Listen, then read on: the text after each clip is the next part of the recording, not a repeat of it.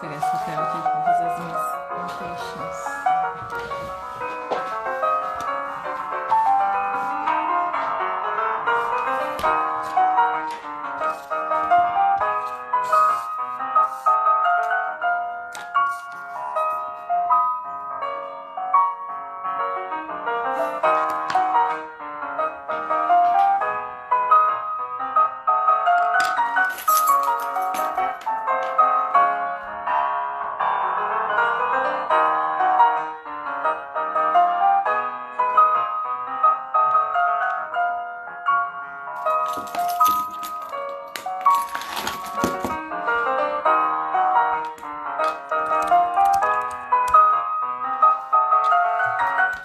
Boa noite. Tudo bem, Milene, Jéssica, Danilo, Raquel, Jéssica.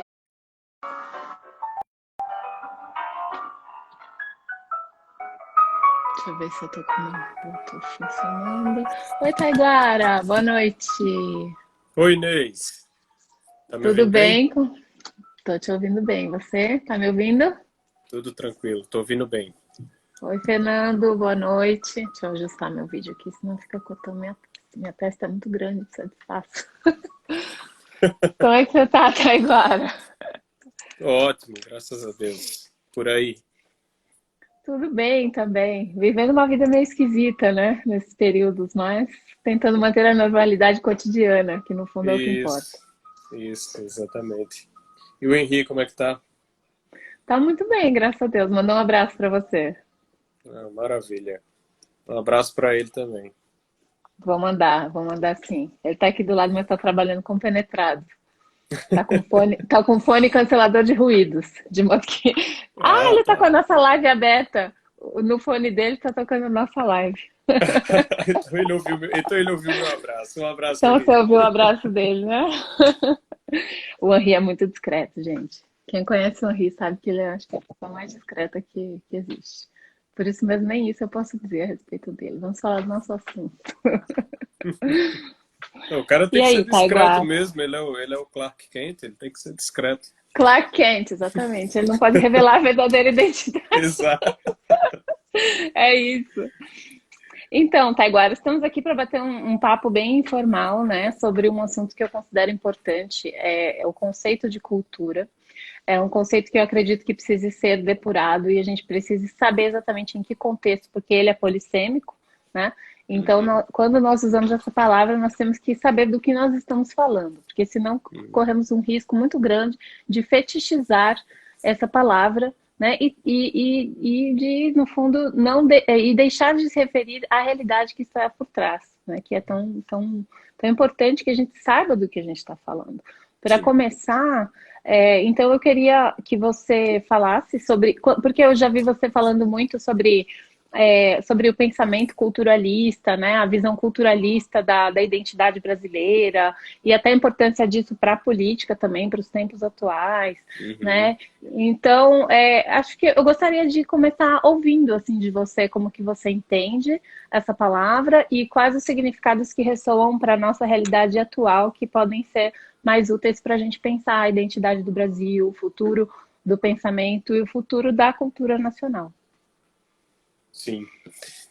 Ah, veja, eu eu vejo a cultura, quando eu penso na questão da cultura, aqui no Brasil, eu percebo como nós estamos numa situação meio alienante em relação à própria concepção de cultura. Verdade. Porque quando você pensa em cultura aqui no Brasil, acha-se que se imagina que cultura é tudo. Não é? Cultura é qualquer coisa que se crie, a cultura ela existe em qualquer lugar, a cultura é qualquer coisa. Né? Não se para refletir sobre o que especificamente nós podemos chamar de um feito cultural. O que é uma cultura? Exato. O que é exatamente essa palavra? O que é que ela significa? E uma das coisas que eu acho mais salientes no conceito de cultura, como ele precisa ser realmente compreendido, é que a cultura ela não se desvincula da busca do homem pela verdade. Exatamente. Isso O aí. homem, ele caminha numa busca incessante pela verdade. Ele está a sua vida inteira ele percorre, né, esse caminho em torno da verdade. Ele sempre procurou saber de onde ele tinha vindo e para onde ele está indo. Essa é a questão que qualquer pessoa que seja minimamente inteligente e minimamente preocupada consigo própria vai pensar, vai se perguntar, né? De onde eu vim para onde eu vou. E isso é uma busca, isso é a busca pela verdade. As pessoas querem saber a verdade sobre si próprias, não é? Hoje você percebe que no meio comum, né, há uma demanda incessante das pessoas por produtos, né, que deem algum significado às suas vidas. Então, muita gente fica consumindo diuturnamente, dia após dia, né, hora após hora, produtos motivacionais, produtos de ajuda, produtos relacionados a como você vai melhorar a sua vida na Terra, ou pior ainda, que aí é que eu acho mais escandalizador, né? Como é que você se torna alguém, né? As pessoas hoje não sabem nem se elas são alguma coisa. Isso é, que é, isso é, que é uma coisa assim que nos deixa, de certa maneira, espantados, porque ninguém sabe mais o que É um para problema relacionado à cosmovisão, né? Porque, veja bem, sim, a cosmovisão tem a ver com aquilo que não muda, né? É a maneira como você entende o universo, independentemente das mudanças que aconteçam, justamente porque essa visão é abrangente o suficiente para abarcar os ritmos da natureza, as mudanças, as oscilações, as incertezas, as dúvidas, né? Então, uma isso. cosmovisão é aquela visão geral na qual a gente se instala para que aí sim a gente consiga abarcar a diversidade da natureza, a diversidade humana, né, da criação e conseguir, com o nosso intelecto, aprender. É muito aquela divisão que o Ortega y Gasset faz entre ideias, por um lado, e crenças, por outro. Né? Sim. Ideias são o que se tem, crenças é onde se está. Né? A sua crença é onde você está. E se você não tem essa estabilidade, parece que você está sempre à deriva. Né? E é muito como a gente vê as pessoas hoje em dia. Perfeito.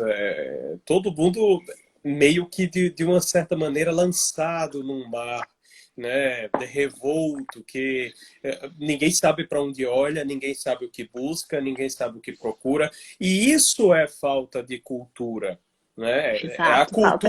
A cultura, ela é uma busca. O que é a tentativa cultural? A tentativa cultural, ela é a busca de encontrar a verdade pelo espírito humano. E Exato. o espírito humano tentando encontrar essa verdade faz uma série de tentativas ao longo da história. Essas tentativas, na medida em que são boas ou más, elas criam um produto da mente humana e um produto do espírito humano que se consolida. E essa consolidação é o que nós chamamos de cultura.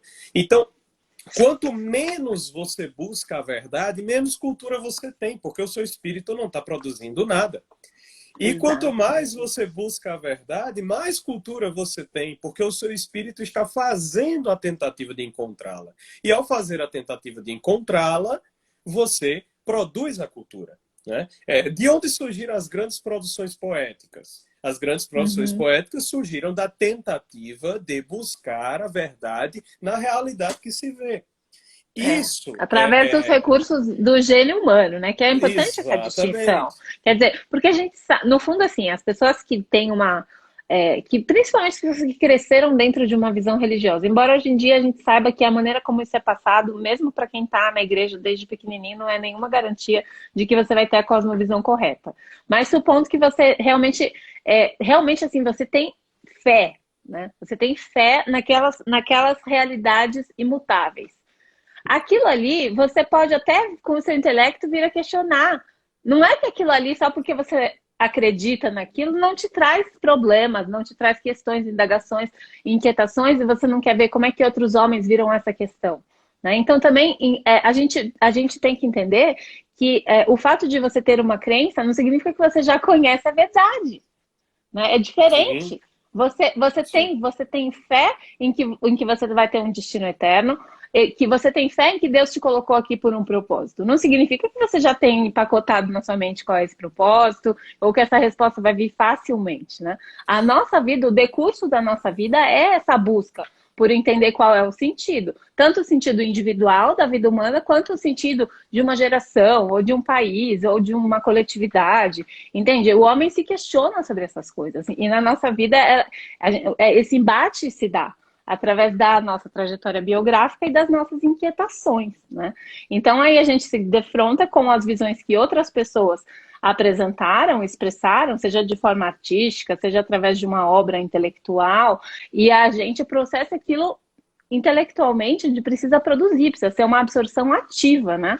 Não basta simplesmente você absorver cultura como uma esponja absorve água. Não, aquilo ali vai te alterar, vai alterar sua constituição. Você não vai ser mais a mesma pessoa. Então, precisa dessa abertura do espírito também, né? Na verdade, a cultura ela se absorve na medida que ela se produz.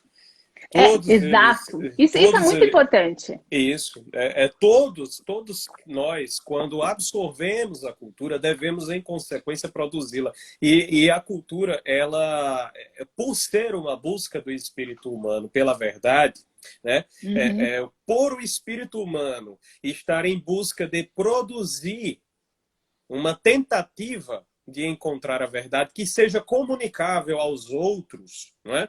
No momento em que você faz isso, no momento que uhum. você faz isso, você tem a produção cultural. É por isso que quando nós tornamos mais cultos, ao mesmo tempo nós queremos começar a escrever, nós queremos começar a ensinar, nós queremos Boa. começar a Isso. aprender algum instrumento musical, ou a cantar, ou a rezar em outra língua. Então, a tentativa cultural, ela é uma absorção da cultura no momento mesmo em que ela é produzida.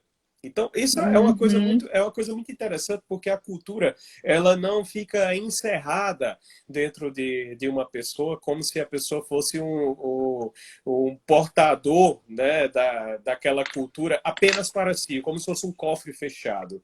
Né? Excelente. Muito bom. Ela é expansiva. A cultura é expansiva em si mesma. Ela torna as pessoas mais capazes de si, torna as pessoas mais capazes de comunicar aos outros essa verdade que eles descobriram. Quando você é culto, você chega a uma outra pessoa e diz: veja, eu descobri aqui uma parcelinha da verdade, compartilho ela com você. E a outra pessoa recebe aquilo ali. Isso é a Recebe cultura. aquilo e ela, de certo modo, eu vivo usando essa palavra, talvez seja por falta de uma melhor, mas eu gosto de falar isso. Quando a gente processa isso no nosso espírito, eu uso o verbo processar, é de propósito. Existe um processamento e a partir disso você vai dar a sua própria formulação. E outro dia até Sim, coloquei um post no Instagram que cultura é filtro. Ou seja, você recebe e depois você passa aquilo que para você faz sentido. Porque muitas perfeito. das coisas que você recebe não vão fazer sentido para você. Então você não vai expressar. Então, de certo modo, apesar da gente ter um molde cultural comum, uma cosmovisão, esse filtro ele vai ser sempre individual. É esse que é a beleza. Exatamente. Exatamente. Ah, Pessoal, esse, escreve aqui o nome da live que eu fixo. O nome é o conceito de cultura e a responsabilidade de educar. Eu não vou escrever, porque senão eu não consigo prestar atenção no que o Taekwondo está falando. Como diz a minha avó, sempre fala, gente, eu sou mono. Apesar de eu ser mulher, eu não sou estéril, eu sou mono. Consigo fazer só uma coisa de cada vez. o nome da live fala disso que nós estamos tratando agora, inclusive. O conceito. Aí, o Boa, Antônio Antônio. escreveu: Antônio conceito de não cultura dorme no ponto. não Boa, dorme Antônio. no ponto. Obrigada, Antônio. Ah, veja, quando nós chegamos a um conceito de cultura, eu gostaria de destrinchar um pouquinho esse nome, Vamos. porque ele fala disso que nós estamos conversando. O que é um conceito? Conceito é como nós concebemos algo, e conceber é dar a existir. Né? Então, conceber pode ser tanto no sentido de pensar em algo, então assim você dar a existir na sua mente, como também conceber no sentido de nascer, né? De formar uma nova vida. Então, um conceito, ele é precisamente dar a existir algo. Então, o conceito de cultura é como nós damos a existir isso a que nós chamamos de cultura. Já explicamos como é isso aí. A cultura é essa busca incessante pela verdade, que faz uma série de tentativas ao longo da história, e as realizações humanas dessa tentativa espiritual pela verdade, a tentativa da verdade, ela fica registrada por diversos meios, linguísticos, poéticos, musicais, artísticos, religiosos, o que quer, várias maneiras de canalizar essa tentativa humana. Mas veja que quando nós encontramos essa busca pela verdade, nós desenvolvemos uma responsabilidade. A responsabilidade precisamente de comunicar ao outro a verdade que nós encontramos. Porque então você gostou do título da live, né? Gostei do título. Porque eu acho que existe uma relação intrínseca entre as duas coisas. E acho que é exatamente isso que a gente tem que explorar. Perfeito. O que é responsabilidade? Responsabilidade vem de responsa. Quer dizer, de dar uma resposta. Você dar uma resposta ao quê? Resposta só se dá a um chamado. Então, a cultura, ela é um chamado a você. A cultura, ela é uma vocação. O homem, ele tem a vocação cultural. Ele tem a vocação de, precisamente, tentar descobrir essa verdade e realizá-la de alguma forma. Realizá-la dentro da história, realizá-la no contexto concreto em que ele se encontra. Só que aí é que é o ponto. O homem, ele, para fazer isso, ele não está sozinho. Ele dialoga nessa tentativa da verdade, ele pode dialogar com as gerações passadas e deixar o seu contributo para as gerações futuras. É esse o elemento cultural que perpassa a história inteira. Porque o homem se torna capaz de colher a tentativa de verdade que outros fizeram no passado, consolidá-la no seu presente, dar o seu próprio contributo e deixar aquele tesouro para as próximas gerações. E isso a própria tentativa de traduzir a mensagem do passado para que ela faça sentido hoje já é uma produção cultural. Já é uma absorção, filtragem e reprodução. Filtragem e, digamos assim, resposta a esse chamado, né? Resposta justamente, quer dizer, é o que eu dizia lá para o Thomas, que é assim, não se furtar essa responsabilidade de transmissão. Quer dizer, é você abandonar o conceito de cultura como simplesmente um produto que você consome, né? Sim. É aquilo que você estava falando, a visão mercadológica. E entender que isso está estritamente ligado ao nosso chamado, tanto individual quanto coletivo, e por isso mesmo o que eu estou fazendo importa para quem está perto de mim e para quem convive comigo e para quem está implicado na mesma realidade social que eu. Quer dizer, e quanto mais aquilo que eu absorvi diz respeito aos outros, mais...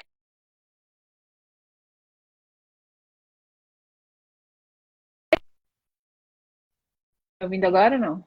Agora sim, voltou. Tá. Quer dizer, quanto mais abrangente em termos humanos é essa mensagem que eu descubro e vou processando, maior a minha responsabilidade de transmitir, de educar. De certo modo, compartilhar com os outros essa síntese que eu já venho buscando fazer, né? Porque até um certo ponto do desenvolvimento da nossa personalidade, a gente tem uma atitude passiva diante da cultura, né? Então, está estritamente ligada a um certo momento também da trajetória de quem busca a verdade desde muito cedo, esse momento em que você passa a realmente perceber que esse chamado, ele é um chamado que não tem como você ignorar. É o trauma da emergência da razão. Olha, eu não sei. O trauma da emergência da razão, para mim, o trauma da emergência da razão é a quarta camada da personalidade, tá? Para mim. Que é aquela em que a pessoa percebe que ela tem uma história, que ela vai ter que dar um jeito de sair daquela história, daqueles condicionamentos, e colocar o eu dela na jogada. Isso daí é um processo que acontece mais para a adolescência e início da vida adulta, eu diria. né? Mas aí, isso daí é o início, é a jornada do herói, vai, digamos assim, até a pessoa se Sim, tornar sim, um indivíduo agente no mundo, tá? exato. Aí, bom, a Mas partir essa, daí perceba ele que vai essa, provar uma série de etapas, né, para realmente se tornar um ente capaz de produzir cultura, perceba entende? que essa, mas essa é também a responsabilidade cultural. A questão é que a vocação do homem à cultura, ela é inegociável. Ela faz parte do ser humano. Nós não conseguimos abrir mão dela. Mesmo alguém que uma senhorinha lá no sítio, aqui no sertão do meu estado, no sertão da Paraíba, escondida lá no meio dos mandacarus, né? Ela também é um agente cultural. Basta você pensar que uma senhora daquela, quando reza numa romaria, quando ela canta aquele cantochão, né, aquela salmodia, que vem de tanto tempo, às vezes até de séculos, né? Aquela senhorinha que está rezando cantando aquele cantochão na romaria, lá no sertão da Paraíba, escondidinha no meio dos mandacarus, ela está se unindo a uma tradição que é medieval. Eu tenho um livro aqui em casa que eu falo muito de um historiador italiano chamado Silvani Peloso. E Uhum. Silvano, na verdade eu errei, troquei os finais dos nomes. Silvano Silvano Pelosi, Pelosi. Uhum. isso. Que ele estuda os símbolos medievais no sertão do Nordeste brasileiro, né? E ele mostra como esses cantos de romarias, né, das senhorinhas lá do sertão do Nordeste brasileiro, eles possuem a mesma estrutura de uma partitura de gregoriano medieval, né? Então, Que lindo isso. pois é, uma coisa maravilhosa. Ele mostra como as proporções das xilogravuras do Nordeste brasileiro possuem o mesmo mecanismo, a mesma estrutura das iluminuras medievais, da arte que se fazia no medievo. O Brasil, o Nordeste brasileiro, a Nova Lusitânia, como se chamava antigamente, né, ela é a herdeira natural da Idade Média portuguesa e ibérica. Então, quando você percebe uma coisa dessa, você consegue entender que a cultura, ela é um sangue que corre nas veias de uma sociedade. Ela é o que dá alma, dá espírito para uma sociedade. Uma sociedade, quando perde uma cultura, ela morre. Por que a civilização egípcia morreu? Porque hoje, um egípcio atual, ele olha para uma pirâmide e ele não tem o significado que um Que ele egípcio não tinha. diz, não evoca nada para o Não espírito dele. evoca para ele nada. Pelo contrário. Pelo contrário, tá? Muitos muçulmanos que moram hoje no Egito talvez até quisessem destruir aquilo ali, como exemplo de paganismo, né? Então, uma civilização morre quando a sua cultura morre. Né? Quando a cultura ela deixa de correr nas veias civilizacionais, a civilização se acaba. Ela deixa de existir, porque ela não evoca mais nenhuma reação e nenhum instinto de vida, né, dentro daqueles que compartilham daquela cultura. É por isso que você pode destruir, como o Estado Islâmico destruiu tantos templos, né, da época da Babilônia, né, templos antiquíssimos que o Estado Islâmico destruiu lá no Oriente Médio, porque aquilo já não significava nada, aquela cultura tinha se esmaecido, morreu completamente, falecera, né? Não representava nada para eles. A cultura deles é outra. A veia, aquele sangue ali, aquela seiva social, já não corria mais nas veias daquela sociedade. Se Agora, corresse, seria perigoso, né? Do ponto de é, vista, enfim, todo, né? Da estrutura social, política, enfim, religiosa. No caso, eu penso também na Revolução Cultural Chinesa. Mesma coisa, né? Quer dizer, não é que a, mesmo. a cultura parou de correr.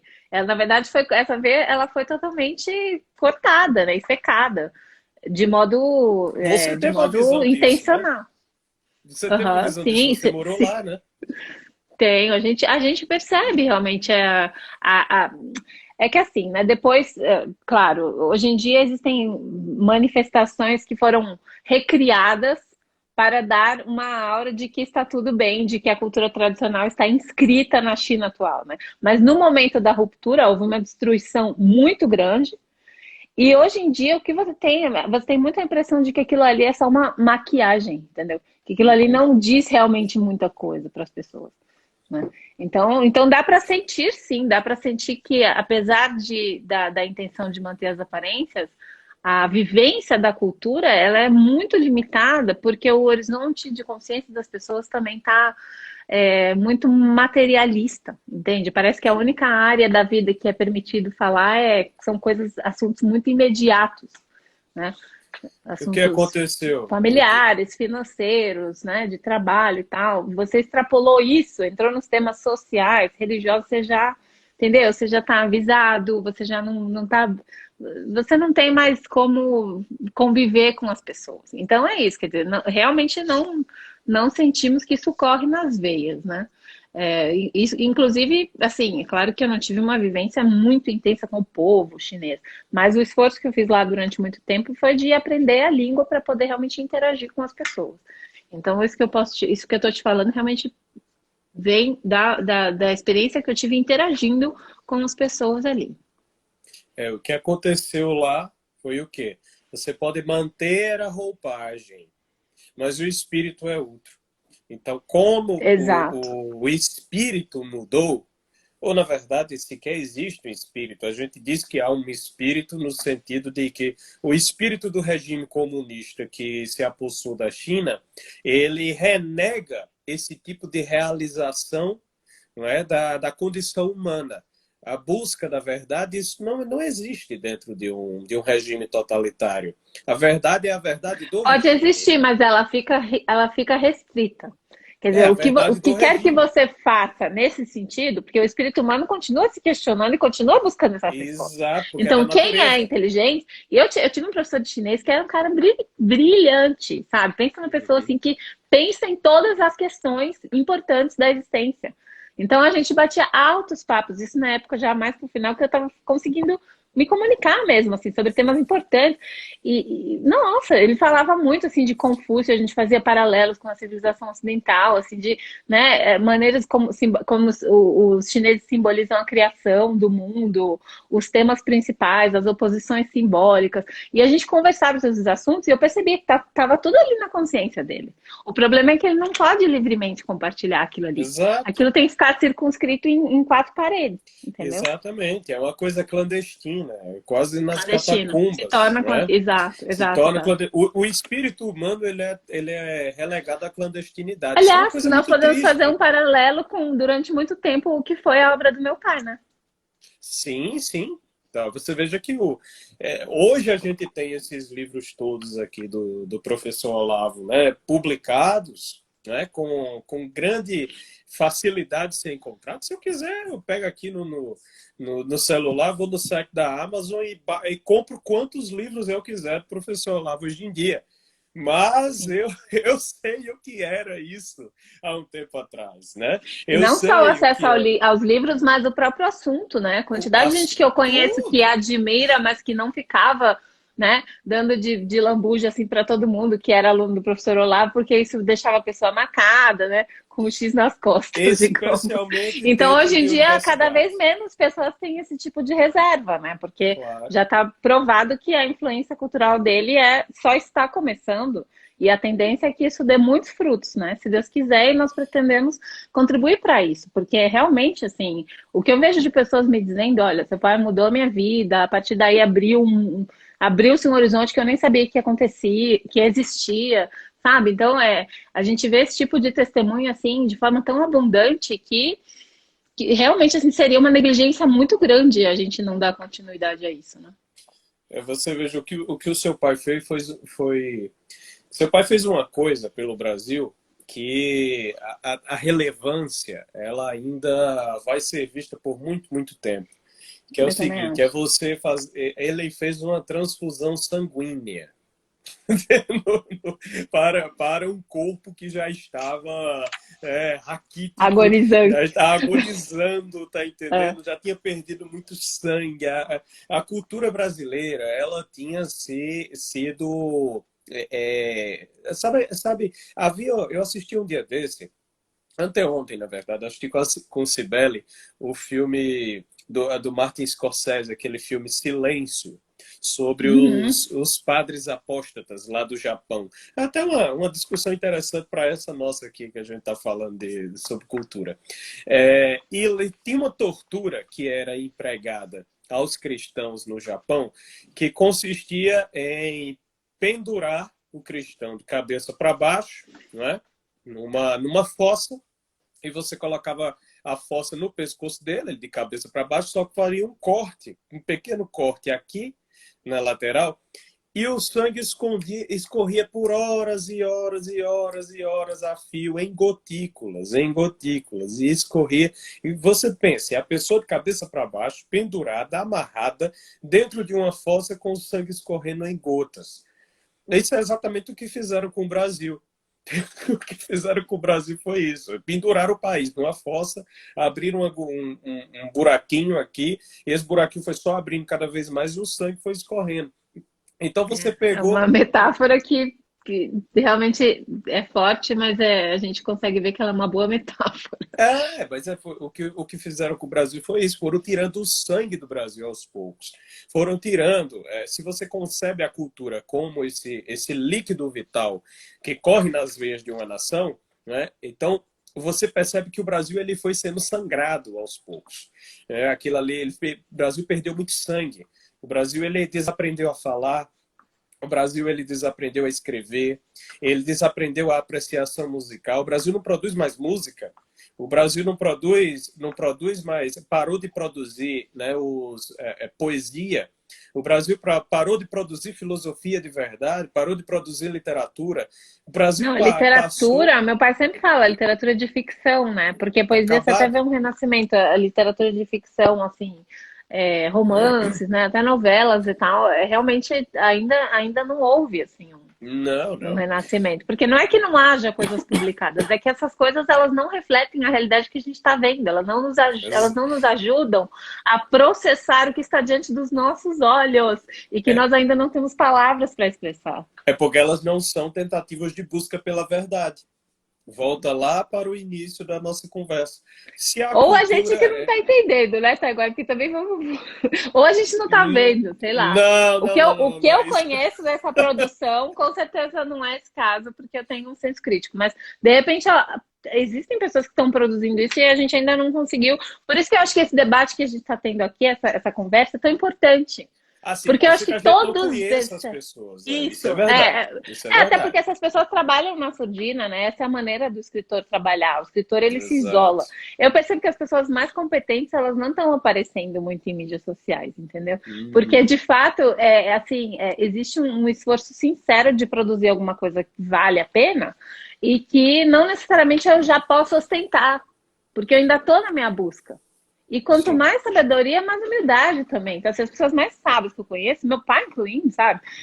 São pessoas que dizem, olha, meu conhecimento disso aqui é muito limitado. O que eu sei é isso aqui. O que eu não sei é um universo, sabe? Isso. Então, é por isso que eu acho importante essa conversa que a gente está tendo. Porque essas pessoas são as pessoas que não necessariamente estão aparecendo, entende? E elas não farão esse esforço por conta própria. Então, assim, é preciso que alguém diga, olha, se alguém está fazendo isso aqui, nós estamos aqui porque nós queremos conhecer, nós queremos debater, nós queremos colocar isso em evidência. Não é para você virar uma celebridade no show business. É só para que mais gente possa se beneficiar da sua produção cultural, para que a gente possa conversar sobre ela e assim contribuir para a cultura do nosso país, né? Para que a hemodiálise nacional continue circulando, né?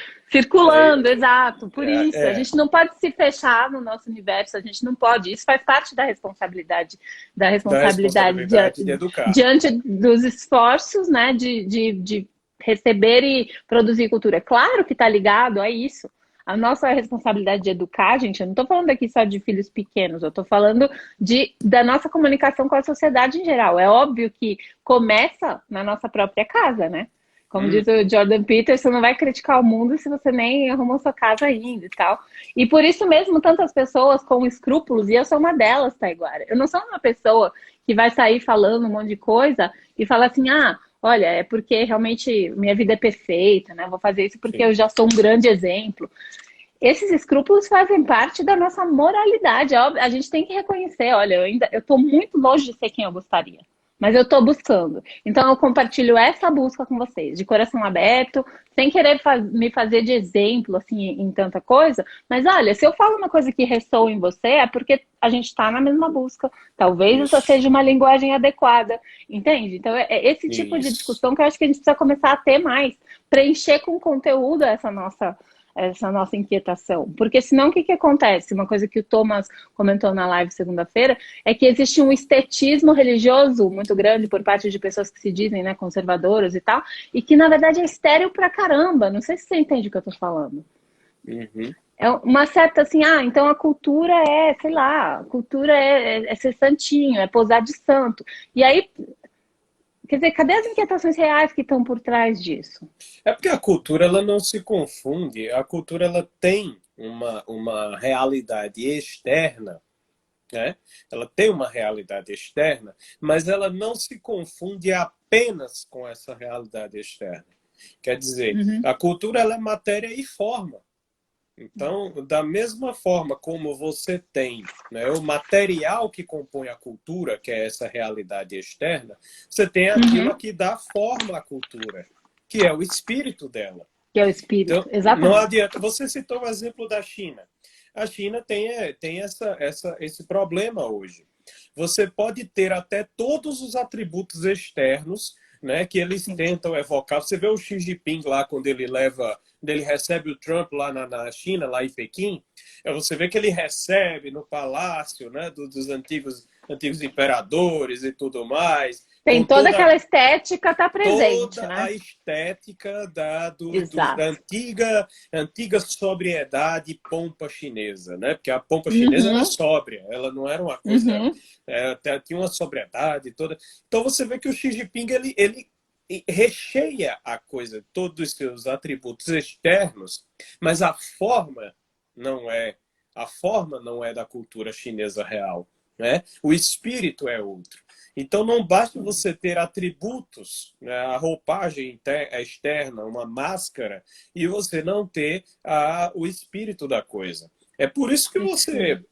você veja, isso talvez isso fique de forma muito clara no nosso uso da língua.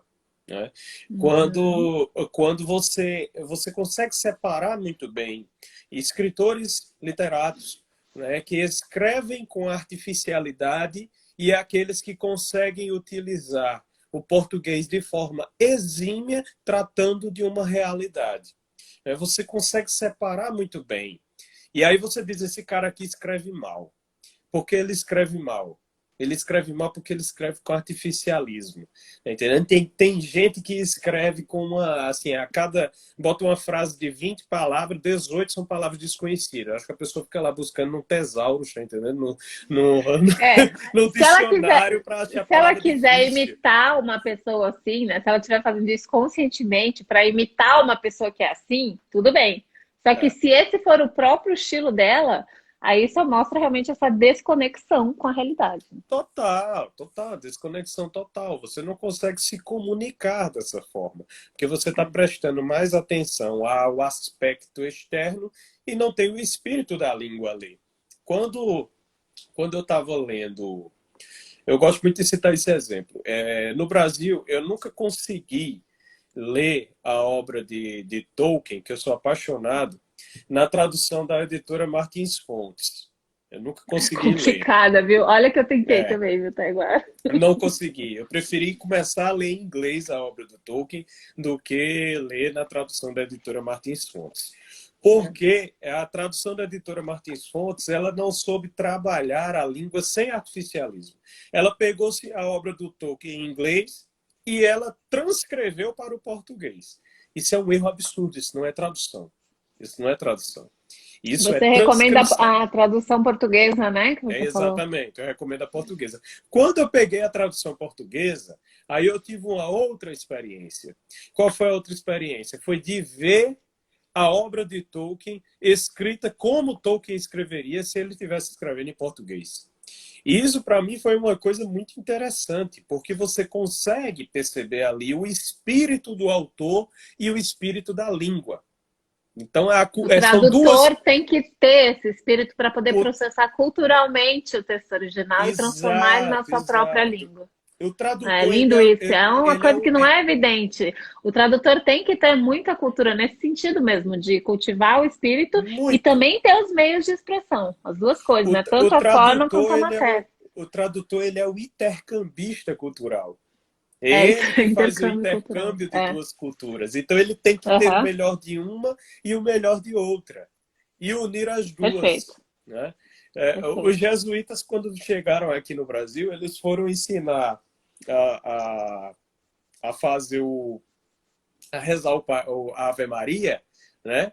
E eles, como é que eles iam traduzir o nome de Nossa Senhora, né? Aqui no Brasil, né? Para os tupi-guaranis. Então eles foram observar o que é que eles fizeram. Eles fizeram um intercâmbio cultural. Eles foram Pegaram um observar paralelismo, como né? pegaram o paralelismo cultural. Eles foram observar o que é que os índios tinham de mais aproximado a Nossa Senhora aqui, era a Lua, É. Jaci, É. né? Ficou na UEJA assim. Exatamente, exatamente. Então eles transformaram aquilo, fizeram o paralelismo cultural, o intercâmbio Os cultural entre um e jesuítas outro. são exímios intercambistas culturais, né? Essa é a vocação Maravilhoso. deles. Esse era o grande, a grande virtude dos jesuítas era essa, né? Mas aí entramos num outro problema, que é o seguinte: você não Uhum, pode fazer tanto uhum. intercâmbio cultural que você perca a sua própria natureza. Foi o que Ah, aconteceu é. com. Pois é. Foi... Pois é, olha, engraçado. Outro dia eu estava vendo uma live do Clístenes, eu pretendo até convidar ele aqui, sobre a Ratio Studiorum, né? Sim, E ele dizia que ao mesmo tempo em que a Ratio Studiorum foi um grande momento assim, da história da educação, porque ainda havia toda uma preocupação com a transmissão dos clássicos, da disciplina das artes liberais, etc., ali também foi onde parou essa transmissão. é. Quer dizer, traduziu tanto que esterilizou a coisa, não sei. Ou então, não sei se sistematizou tanto que esterilizou. Eu não sei direito qual o problema, mas eu até pensei em, de repente, chamar ele para conversar sobre isso, para ele explorar por que que teria, justamente nessa época, que foi tão fecunda para a educação, essa transmissão sido interrompida de algum modo. Mas isso tem a ver com a conjuntura também geral, né? Da Geral. história política, econômica, enfim, uma série de outras questões que afetaram profundamente a religião e a cultura e a educação. É Então, curioso a forma como Santo Inácio de Loyola concebeu a Companhia de Jesus, porque ele uhum, concebeu a Companhia de Jesus precisamente para isso. Era o propósito da Companhia de Jesus era conservar uma cultura, que era conservar a cultura católica, né? Conservar a cultura católica que estava sendo atacada naquela época pelos protestantes, pelo protestantismo. Então, a Península Ibérica, que ainda estava distante daquele turbilhão lá que estava acontecendo na Europa Central, da própria reforma protestante, né? Ela ainda, a Península Ibérica sempre teve esse negócio, né? Ela sempre ficou a coisa mais isolada lá, os problemas que ocorriam lá no centro da Europa não chegavam nela com tanta facilidade. Esse é um dos motivos pelos quais no século XVI, na Península Ibérica, você ainda consegue encontrar diversos costumes medievais que já tinham se perdido lá na Europa Central. E esses costumes vieram desembocar aqui.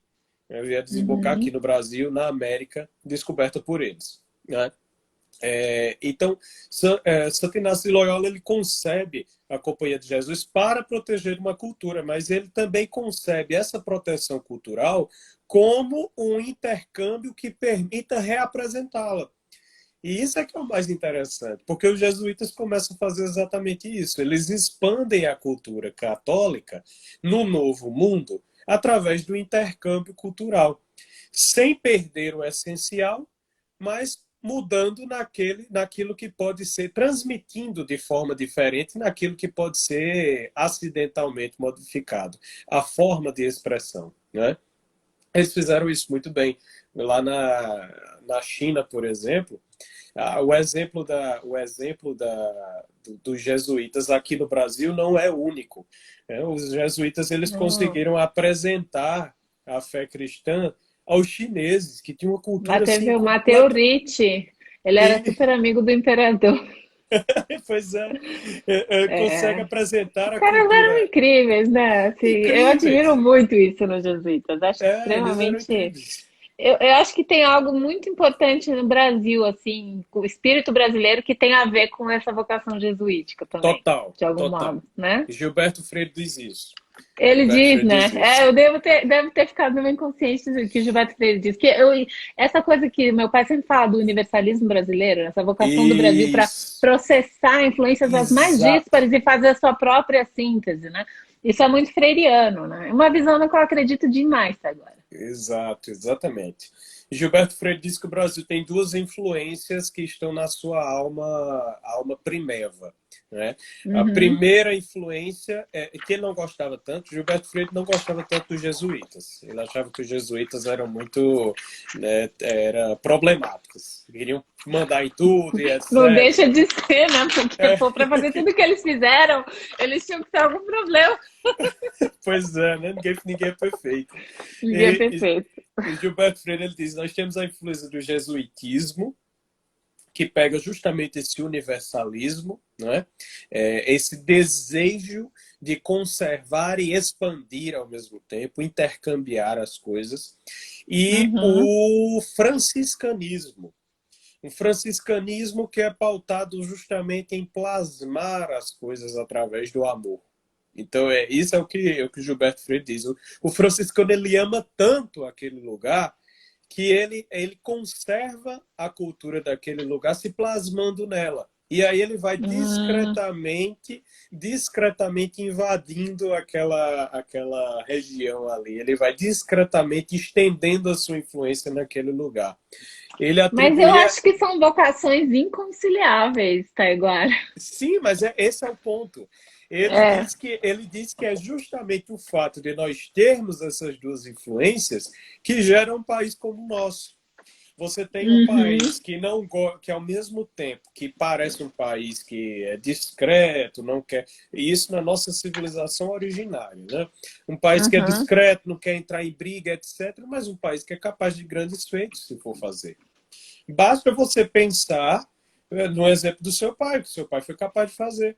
O que o seu pai fez é só um brasileiro podia fazer. É pegar um buraco de 60 anos e tapar o buraco inteiro. Né? Aí você tem um buraco cultural de 60 anos no Brasil, ele chega e tapa. Né? E isso aí não foi uma única vez que foi feito no Brasil. Foi várias vezes. Entendendo? O Brasil fez isso várias vezes. Então você só consegue conceber essas coisas por causa desse espírito próprio que plasma o povo brasileiro. Isso é muito interessante. É uma das nossas forças, mas a gente tem que redescobrir isso. Eu acho que a grande luta nossa é essa, redescobrir essa capacidade de Taiguara, sintetizar as coisas. Né? eu não me lembrava dessa coisa da junção entre as vocações jesuítica e franciscana para definir assim, o espírito brasileiro. Achei isso lindo. Você não teria como indicar para a gente, para mim e para o pessoal que está assistindo aqui, alguma leitura sobre isso? Eu acho tão importante a gente voltar. Em que livro que o Freire fala desse assunto? Ele fala em Casa Grande Senzala. É Né? lá mesmo, né? Em Casa Grande Ah, tá. Senzala. É Né? um Salvo engano, catatal é ali na no. faculdade, mas não me lembro, que é um livro É um muito grande. catatal, é desse tamanho. Mas tá ali. Você é muito freiriano, né, Taiguara? Então você deve ter Eu adoro revisitado Gilberto várias Freire. vezes. Eu Eu devo adoro voltar Gilberto à Freire. Casa Grande Senzala, porque ele de fato me apaixonei por ele, né, na Olha época só, em que eu olha tive. só. Esse nicho aqui inteiro é Gilberto Freire. Aqui, ó. É, sensacional, muito bom. São 36 livros de Gilberto Freire que estão espremidos aí. Falando em Gilberto Freire, é um dos autores, né, que meu pai fala que é necessário resgatar e atualizar justamente Isso. para o futuro do pensamento O brasileiro, né? futuro do pensamento brasileiro. O professor disse que são quatro. Né? É o Mário Ferreira dos Santos, o Miguel Reale, o Gilberto Freire, né? E o Otto Maria Carpo. Então são os quatro pensadores. Claro que ele fala lá que existem outros pensadores que também são fundamentais. Né? Ele cita, por exemplo, salvo engano, o Vicente Ferreira também. Sim. Mas ele diz esses quatro aí são como se fossem os quatro evangelistas no Brasil, né? Da brasilidade. Você pegar a linha fundamental deles, você consegue levar muita coisa adiante. E são 4 áreas das humanidades, né? Áreas muito importantes: o direito, a filosofia, a sociologia e a crítica literária, né? Então, Exatamente. são, são referências aí para essas 4 áreas que realmente seria muito interessante a gente voltar a valorizar mais, né? Porque eles foram relegados. Alguns mais, outros menos, mas em geral não existe essa centralidade desses autores no debate nacional, né? Não. Hoje em dia não mais, né? Na verdade, nem Não na mais, época deles. Na Não, época deles, Reale já eles foi, né? já. Gilberto Na Freire época, também. deles, eles eram chamados, eles eram debatidos porque ninguém podia negá-los, né? Eram Tipo meu elefantes no... pai. Não, tipo meu Exatamente. pai, assim, que vai agora começa um período em que é impossível você negar a importância e tal. Só que uma coisa que me preocupa muito é justamente essa questão do longo prazo, né? Se a gente Uhum. for muito, eu não sei se seria ser franciscano demais, entendeu? E não promover essa contribuição toda que meu pai deu, né? Para mim, existem 2 formas. Uma delas é continuar produzindo dentro da linha do que ele propõe, e a outra Uhum. é realmente a consolidação da obra dele como obra escrita, porque a maior Sim, parte da obra dele ainda está somente gravada, né, em aulas e tal. Então, assim, existe um isso. trabalho imenso de sistematização jesuítica a ser Isso. feita, Pronto, né? aí, você tá, olha o Aí nosso pronto. espírito brasileiro, tá Adorei vendo essa aí? conversa que já me deu essa ideia. Eu acho que exatamente, assim, em relação a isso, essas influências, a gente tem que ser mais jesuítico que franciscano, É. talvez. O Assim, pelo pessoal, menos eu acho que essa é a nossa responsabilidade de educar, né? Que os jesuítas eram muito focados na educação. Os é, franciscanos era coisa da contemplação e tal. Tem seu lugar. Eu acho que na vida individual, inclusive para você levar o dia a dia, é uma atitude extremamente proveitosa, ou seja, não é para a gente descartar esse aspecto, mas eu acho que na vida pública, entendeu? Os jesuítas uhum. são um exemplo assim muito mais inspirador para nós, para que nós não nos retraiamos, né? Sim, sem dúvida, mas sem sombra de dúvida. O pessoal que está nos assistindo não consegue imaginar a visão que nós já tivemos, eu e você já tivemos, em relação ao quanto da obra do professor ainda está oculta. Nossa, gente. Tem muita Incrível. coisa Não ali é, a dentro. maioria das pessoas É não tem a menor incrível. ideia. É incrível, é incrível. O pessoal pensa que é só aqueles cursos que estão disponíveis lá no site, os livros já publicados. Não é, não. Você não tem ideia É. da quantidade de coisa. Tem muita coisa escrita, tem coisa inacabada, tem apostila que foi deixada pela metade, apostila que foi completada em outra apostila, então tem que juntar as duas, tá entendendo? São apostilas de 80 páginas, de 60 páginas, de 200 páginas. Então é muita coisa que está... Isso é um trabalho seríssimo, sabe? Que é um trabalho que exige justamente, olha, o exemplo que você deu da tradução do Tolkien é o que eu vejo, assim. Quem for fazer Sim, esse trabalho com a obra do meu pai tem que levar muito a sério o cultivo do espírito. exatamente. E E a tem que fazer absorção o da cultura intercâmbio. nesse sentido existencial mesmo, de levar isso a sério ao extremo. E aí, claro, dominar as habilidades técnicas também necessárias para transformar isso em um produto, né, do ponto de vista do texto, da pesquisa, das referências, tudo mais, né? Então tem que ter Perfeito. essas 2 coisas. Então não é qualquer tipo de gente que pode fazer isso aí, né? Tende a haver um intercâmbio, né? Uma pessoa capaz de fazer um Tem intercâmbio que cultural. ter, é muito É, mais. E tem que ter muita gente envolvida, justamente porque esse tipo de conversa que a gente está tendo aqui tem que se tornar a regra entre as pessoas que forem fazer isso. Tem que ser muito frequente, porque você precisa, de certo modo, criar uma cultura que favoreça. uhum, Porque, veja, isso. imagina a quantidade de decisões editoriais que você tem que tomar para editar corretamente uma obra do meu pai. É. Não é E uma coisa que uma pessoa vai fazer sozinha. isso. Uma pessoa até falou aí, o Russell contra o psicologismo está saindo agora, exatamente. Sim, Que pois é é, um uma. curso que foi É dado na um, década de 90. exato. E é um curso que foi preparado com muito esmero, já pensando nisso aí, para uma pessoa que era conhecedora da obra dele, né? Que é o Sim. Ronald Robson, Uhum. né? O Ronald Robson é um profundo conhecedor da obra do professor Olavo. Ele é Pois capaz de é, fazer esse intercâmbio, né? ele é capaz. Então, Nossa, ele é então extremamente capaz. é. Então Eu é isso. falo, Taiguara, que a gente tem que se cercar de pessoas assim, como o Robson, entendeu? Porque daí aí fica muito mais fácil a gente conseguir ter a visão adequada. Porque assim, o Robson já tem uma caminhada muito grande, ele leva isso extremamente a sério. E é um cara low profile. Pra você ter ideia, é um cara que não tem rede social, que não tem WhatsApp, entendeu? É por isso que ele consegue fazer, entende? Então, e o que eu No dia acho que é que tiver o WhatsApp e Instagram, o cara não consegue fazer mais já muita era. O cara coisa, para de não. trabalhar. Exato. Pois é, então, mas eu acho importante a gente começar a falar desse assunto, até para o pessoal ver a importância de que isso seja feito, né?